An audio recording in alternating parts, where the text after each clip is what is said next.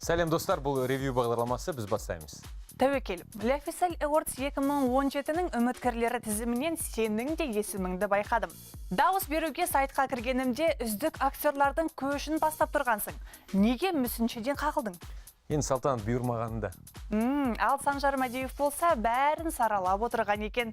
Сері дауыс беру жүйесінде бір кілтипанның барын айтады.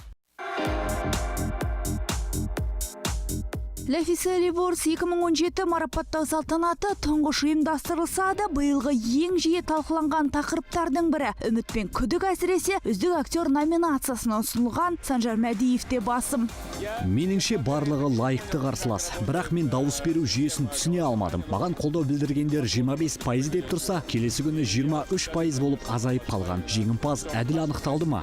Үнемі салт жүретін сері бұл кеште жары мөлдірмен көзге түсті. Кәсіпкер Қайрат Құдайбергенов те сырт көзден жасырын ұстайтын жұбайын ерте келген. Қайырымдылыққа келгенде қолы ашық бизнесмен үздік меценаттықтан үміттеді. Үміткерлер тізімінде болған едіңіз, бірақ Аружан Сайын жеңіске жетті. Жалпы шешім әділ қабылданды ма?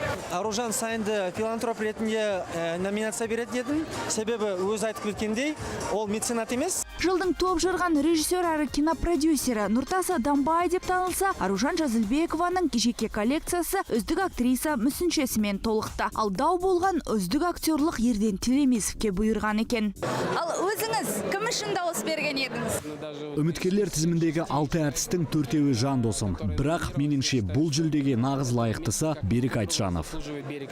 Астанадан ат арылтып Ләйла Сұлтанқызының да арнайы келуі тегін емес. Бикеш L'Official журналы арқылы түрлі өзекті мәселеге қалам тартады. Сіз осы журналға жазған мақала жиі талқыға түседі, көптеген порталдар қайта көшіріп басады, сондай актуалды, сондай өтімді тақырыптарды қайдан тауып алып жазасыз жалпы? Жоқ, оны тауып алғанда бұл өмірдегі болып жатқан құбылыстар. Бұл жердегі бар ерекшелігі қазақи бір менталитеттің орыс тілі аудиторияның аузына, орыс тілді аудиторияға ұсыну кішкене өзгешелік бар.